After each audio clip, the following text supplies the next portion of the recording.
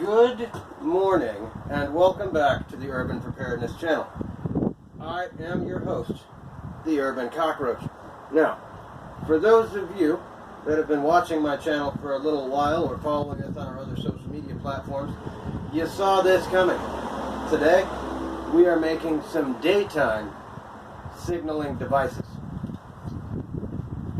And for those of you that had an awesome childhood, we called them smoke bombs, but nowadays you can't use that word for anything, so they are smoke flares. That's right, smoke flares.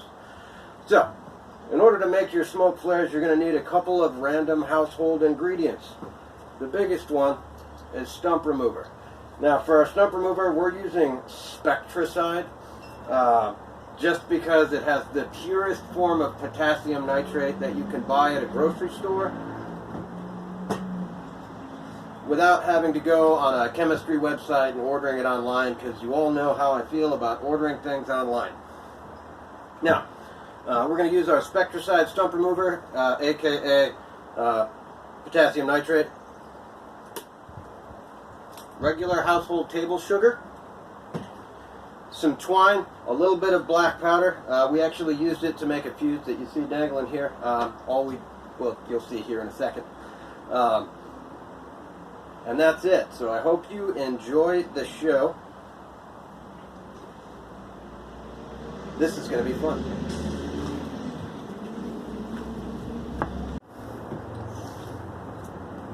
Alright, so first we're going to take us a nice strand of this twine. We're not going to need a lot, but I do want to make a little bit extra, and the reason for that is I want to be able to make a test burn before I actually use it, so that I know about how long I'm going to have before my signaling device starts creating smoke. Now, if I were actually using this for an explosive, I would make a nice portion of this time fuse, just so that I could take about 6 inches and do a proper test burn. But we're not worried about that today, so don't worry about it now. What we are going to do is take this here Elmer's glue, squirt it inside of a pan, doesn't matter. Then we're going to take some of this here gunpowder, sprinkle it into our glue, stir it with a wooden stick, make sure it's nice and mixed in there. You'll notice the granules start to dissolve in that glue. That's a good thing. And we'll zhuzh the rest of them down in there. And once that glue has a nice gray consistency and there's not a lot of granules, we'll just take that twine and mix that twine in with the glue. Make sure it's nice and saturated. You want a consistent burn rate on your fuse, so make sure it is thoroughly coated all over the fuse, or what will soon be your fuse. Right now it's just a piece of twine.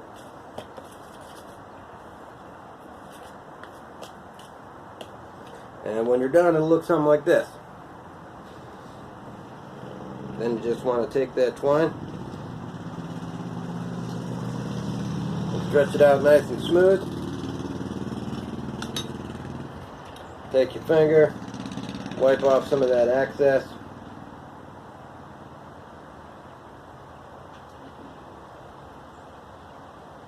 Because you don't want it to take forever to dry. But you do want it nice and evenly saturated. And that's it for the twine, the Elmer's glue, and the gunpowder. Sorry, nothing else exciting is going to happen with that. We're going to take this piece of twine and we're going to set it off to the side where it can dry. But don't set it on anything that might become exposed to fire, because you don't want anything to explode later. I'm just kidding. Gunpowder doesn't explode. The REF is too slow for that. Doesn't happen.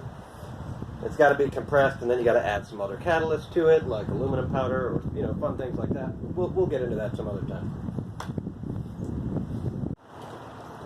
Oh, and we're using green crayons so that we get a cool green smoke. I also added one brown crayon. I'm hoping that when it mixes together, we get an awesome OD green color. Now, before we light this sterno, we're going to want to make sure that we got the black powder and anything that touched the black powder cleaned off and separated. We don't want it near an open flame for obvious reasons. It's highly flammable. Our fuse is still over here drying out on the column that we hung it on. And, well, good thing I got a lighter in my pocket. So we're going to go ahead and light that sterno.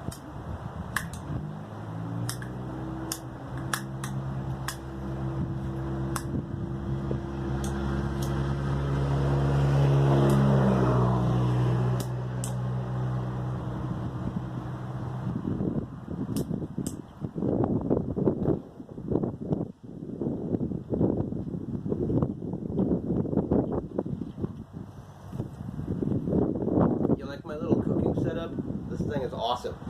Actually, this grill was a gift. I got it for Christmas a couple of years ago from somebody super freaking awesome.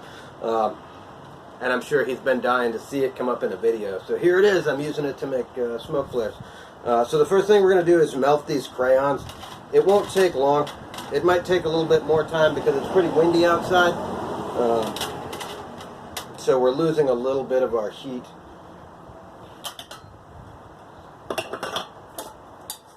But I think I have a solution for that.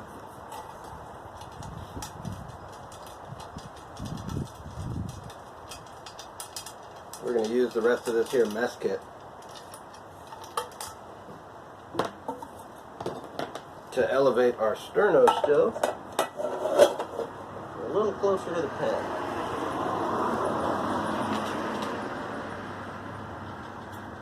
There we go. Now we're getting some good heat. So we'll start by melting these crayons, and while those crayons are melting, we're going to explain a little bit. What you're going to do is a 60-40 combination, okay? And that's going to be 60 parts sugar, 40 parts potassium nitrate. For those of you that don't math good, 1/2 cup of sugar, and then fill the cup about 2/3 of the way again with your potassium nitrate. Dump it in. It does not have to be perfect. The science is going to work, guys. Don't worry, it does not have to be super specific. I've made them by just hand pouring. That works too. However, anytime I'm making pyrotechnics, I like to be as technical as possible. Alright, good news is our crayons are starting to melt, so our awesome setup is working surprisingly well.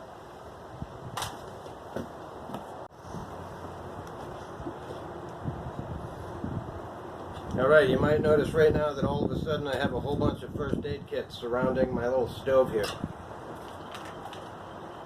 That's not because I've hurt myself or anything like that. Nope, don't worry.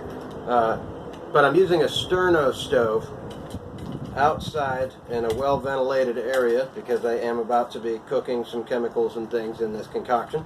But because it's really windy outside, I'm losing a lot of heat from my sterno, so what I've actually done is just kind of build up some nice walls around here to trap the heat in a little better. And it's actually working surprisingly well. That's our melted crayons. They're all about half melted, but it does look like we're going to get a really awesome OD green concoction with this, so I'm pretty excited. But I thought you might want to know why we have a bunch of medical kits around our stove now. And that's just because they make great little walls. Alright, so now our crayon is fully melted. I'll grab that off the stove and show it to you. It's just a bunch of liquid down inside there. So we're ready to add our other ingredients. Earlier, I misspoke. I said 60% sugar, 40% potassium nitrate. That is not correct. It is 60% potassium nitrate, 40% sugar. If you mix up the ratios, the only difference you're going to get is a much slower burn rate, and you're going to get a lot less smoke. So it's not really a huge deal if you accidentally messed up those ratios. It's not going to be an explosive or anything crazy like that if you mix up your ratios, as long as you do not add any other ingredients. That is something I wanted to touch on really quick while we add these ingredients in, because it's simply adding our ingredients and then slow stirring. I always like to add my sugar first, but the issue I'd like to talk about really quick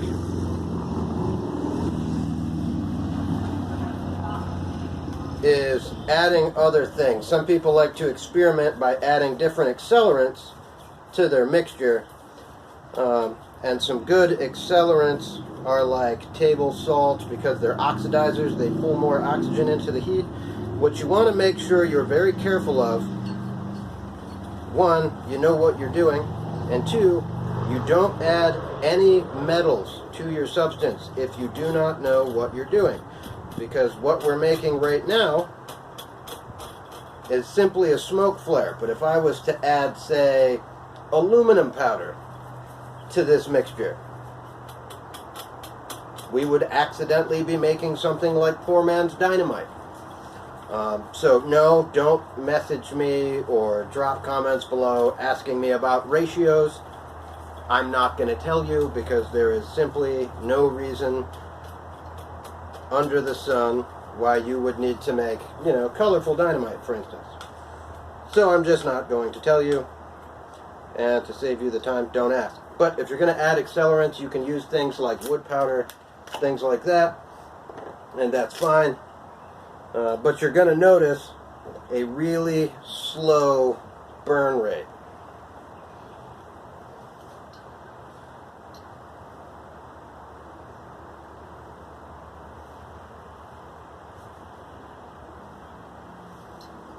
Just so you know, I used a half a cup to 2/3 of a cup. That's my mixture. And that's going to give us roughly 60-40. Again, not a big deal if your mix is a little bit off.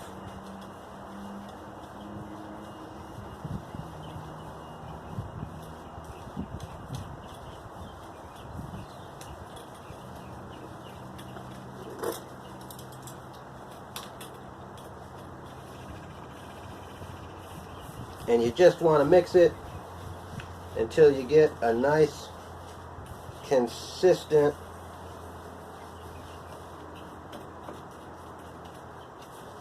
mixture. There's no white in there. Everything's just nice. It's going to look pretty grainy at first. That's fine. Just keep stirring until it smooths out a little bit. We'll show you this. You can see it's a grainy kind of color. And we're going to keep going until that smooths out a little bit.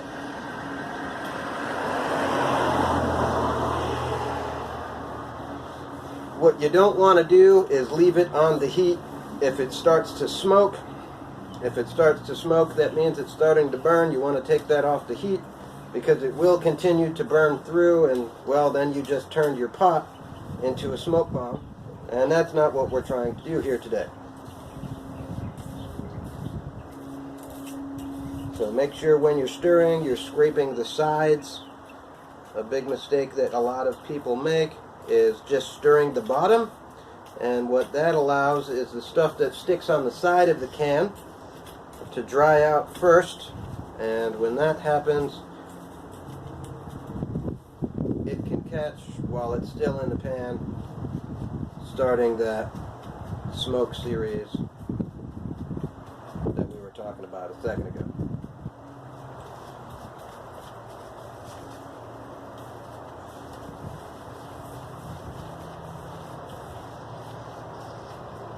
Alright, so now that it is just about done, we're going to take this and put it in our container. And what we've got as a container today is just an old toilet paper roll. And I put a little bit of aluminum foil on the bottom, and that's just to make sure that it doesn't fall out while we're dumping it inside.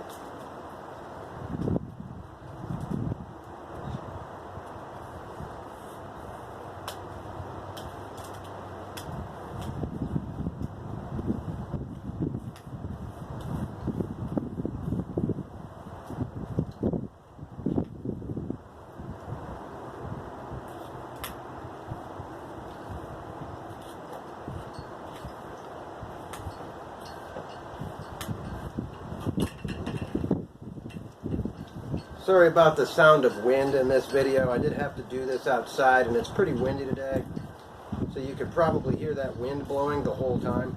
I apologize for that, but it is the only well-ventilated area I have. It is right out here on my front porch.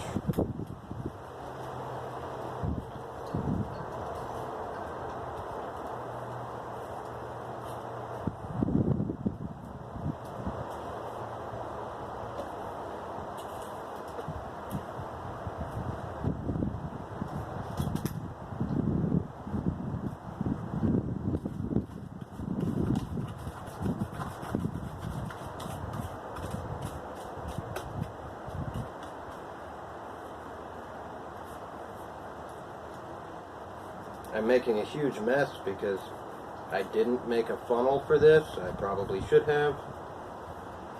However, no big deal. None of this is actually harmful for the environment, so if it gets on my porch, I'll just dump a little bit of water on it and rinse it down into the grass.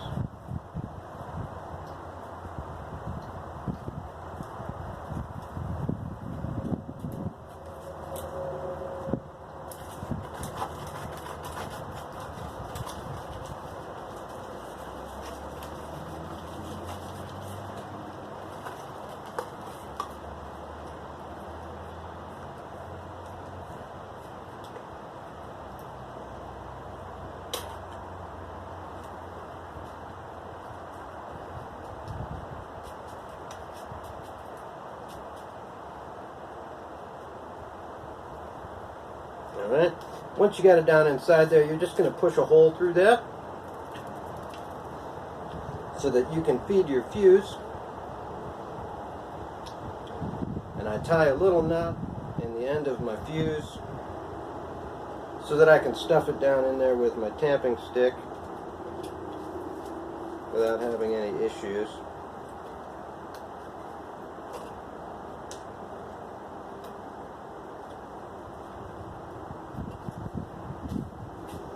And once you got your fuse all the way down in there,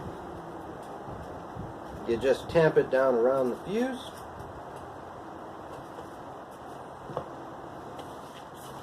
And we'll add a little bit more on top.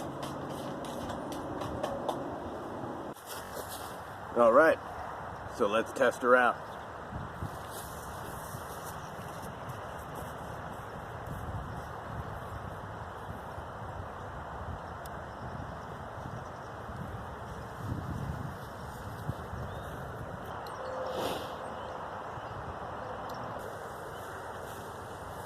Now that she's finally lit, you'll notice we've got a pretty consistent trail coming off of our smoke signal.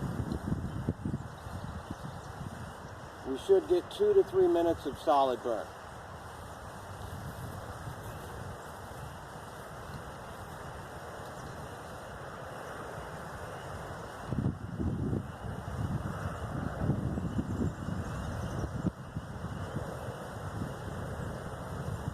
I think we've got a pretty good ratio on this one.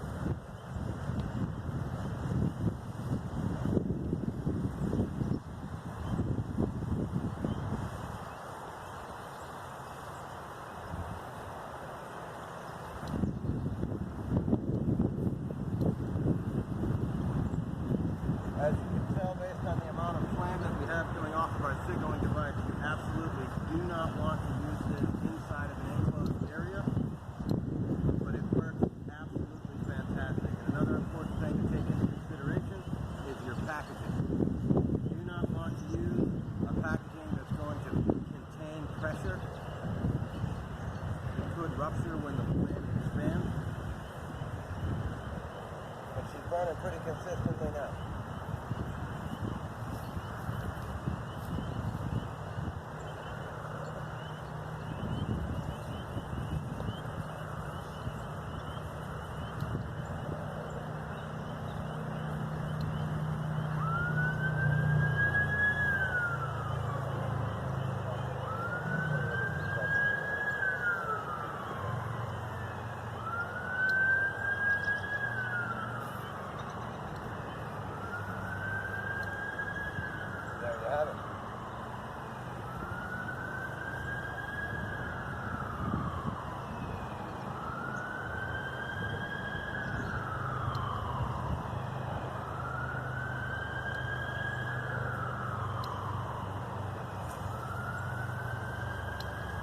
we're just going to give her a little bit more air so she burns out a little bit quicker.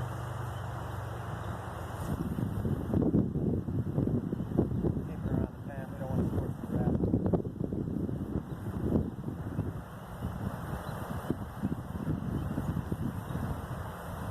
Check our time. Got a pretty good burn rate on this one.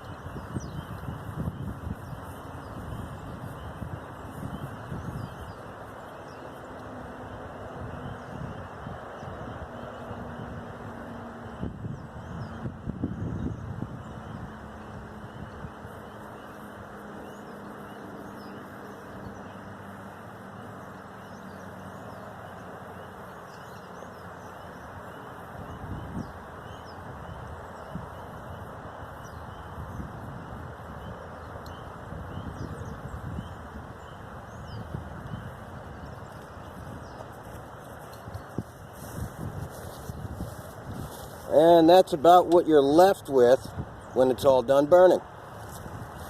That's it. Now the urban cockroach has some other stuff to do today, so we're going to scurry on out of here. I hope you enjoyed the video.